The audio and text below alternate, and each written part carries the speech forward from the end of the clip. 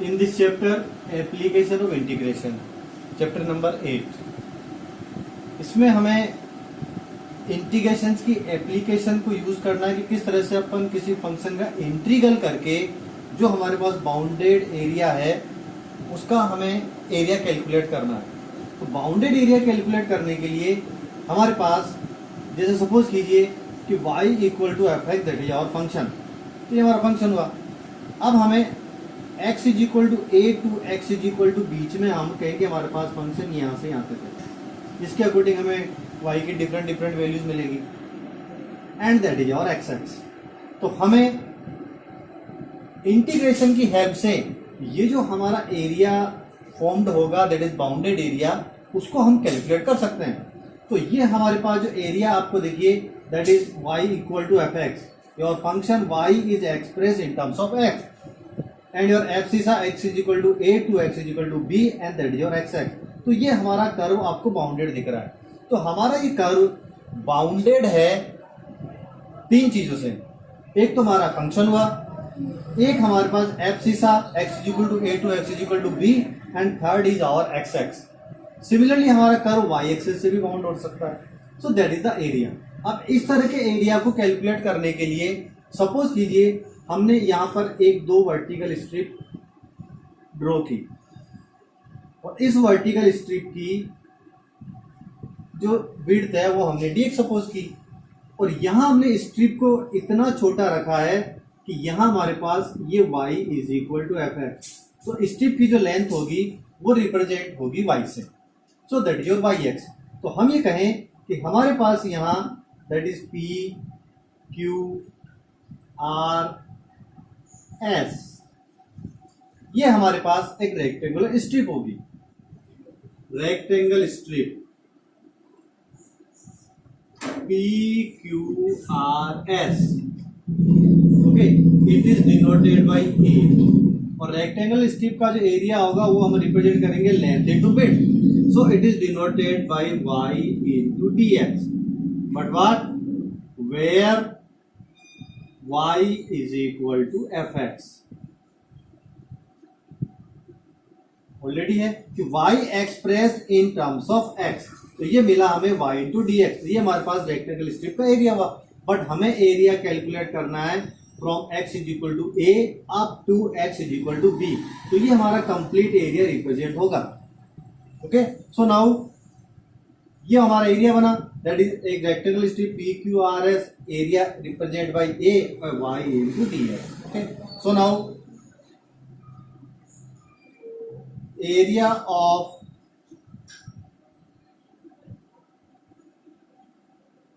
Bounded region, area of bounded region bounded by क्या लिखें, y equal to f x, x is equal to a to x is equal to b and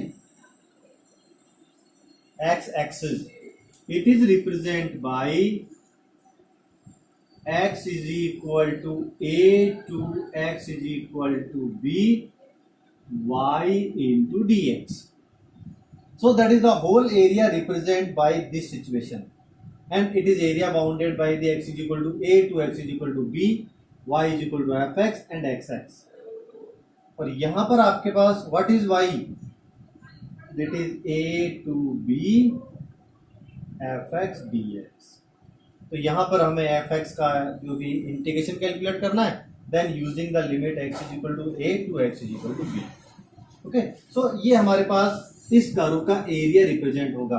तो यहां से हम इसकी x की limit को हम एक्सटेंड और इसको कम भी कर सकते हैं, उसके अकॉर्डिंग हमारे इसको एरिया मिलेगा। बट कभी कभी क्या होता है कि हमारा कर्व का एरिया बिलो एक्स एक्स भी हो।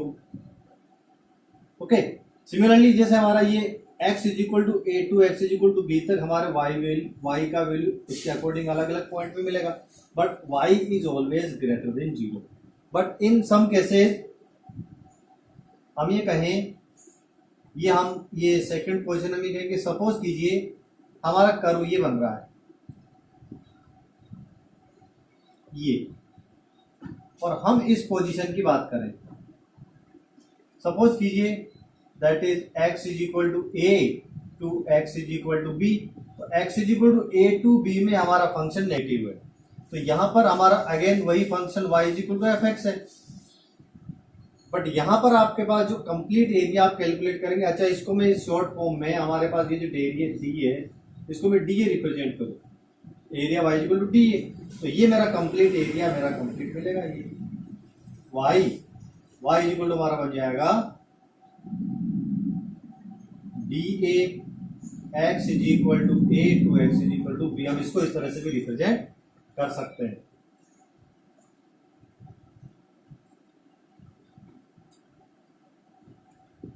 ये हमारा बनेगा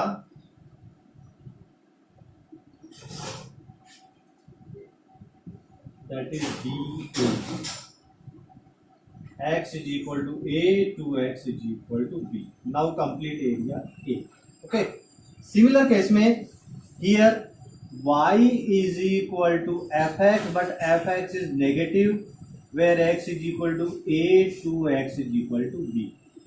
तो यहां हमारे पास x के इन वैल्यूज के लिए फंक्शन मेरा नेगेटिव है, तो मेरा जो एरिया रिप्रेजेंट होगा दैट इज मॉडुलस, क्योंकि आप जब यहां कैलकुलेट करेंगे कि x is equal to a to b f x d x, इस कैलकुलेशन से हमें एरिया नेगेटिव फॉर्म होगा, बट हमारा एरिया कभी भी नेगेटिव नहीं होता है, तो यहां पर हम इसको रिप्रेजेंट करेंगे मॉडुलस दिस एरिया। तो a to b f x d x, और हमारा कहीं आपको बताया कि जो that is the definite type of integral, और डेफिनेट टाइप ऑफ इंटीग्रल में हम कहीं भी कांस्टेंट यूज नहीं करते, सो दैट इज मॉडुलस है a to b f x d x. तो ये हमें एरिया मिलेगा इस तरह से। बट सम टाइम कभी कभी हमारा एरिया x की कुछ वैल्यूज के लिए कुछ पोर्शन आपका पॉजिटिव है, कुछ पोर्शन हमारा नेगेटिव होगा, तो उसके अकॉर्डिंग हमारा एरिया कितना कैलकुलेट होगा, थोड़ा उसके बारे में अपन देख सकते हैं। ओके, सो नाउ सपोज कीजिए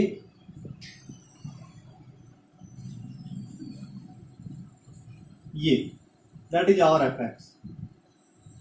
ओके, और हम दैट ये हमारा हम ये कहें कि that is your x is equal to a, और ये हम कहें x is equal to b. तो इसके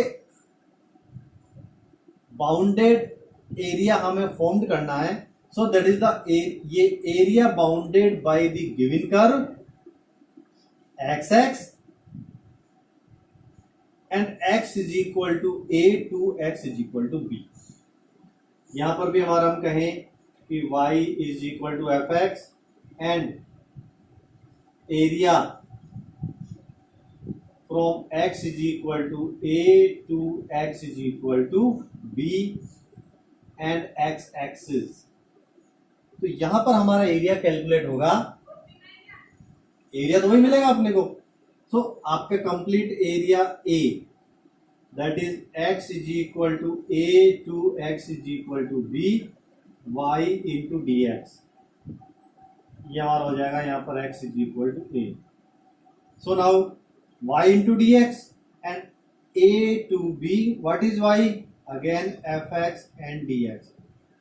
अब यहां पर देखिए x is equal to a up to this point, यहां पर हमारा y पॉजिटिव है, तो इसमें हमारा फंक्शन हमेशा पॉजिटिव होगा, और x is equal to this point to x is equal to b, इसमें हमारा कर्व नेगेटिव होगा, क्योंकि इसमें फंक्शन की वैल्यू नेगेटिव, y इज और नेगेटिव।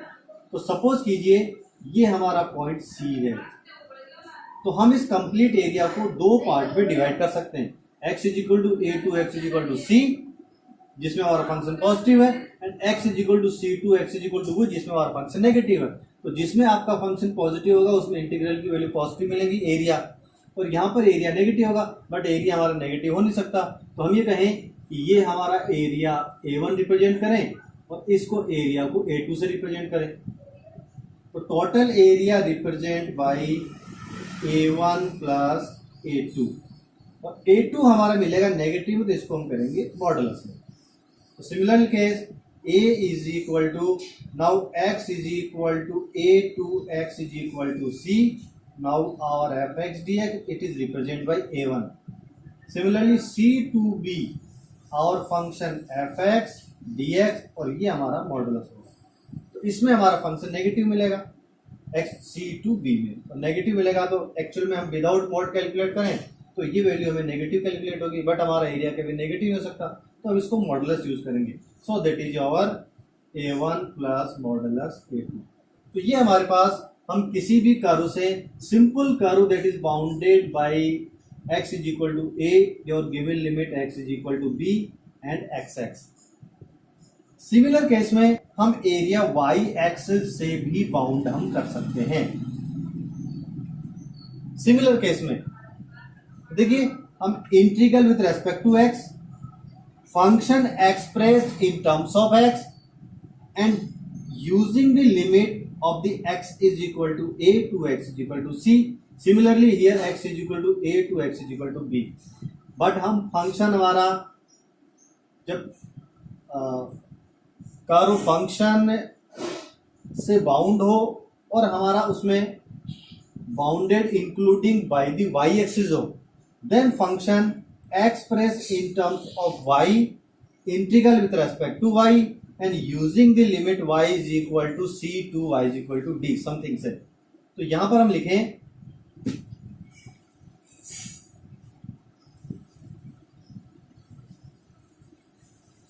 सिमिलर केस में हम ऐसा लिखें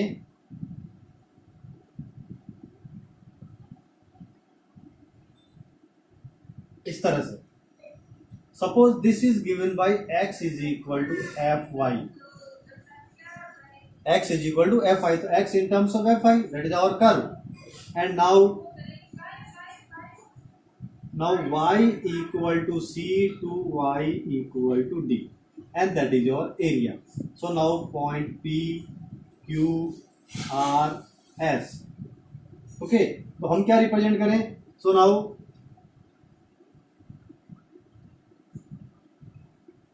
area bounded by x is equal to fy,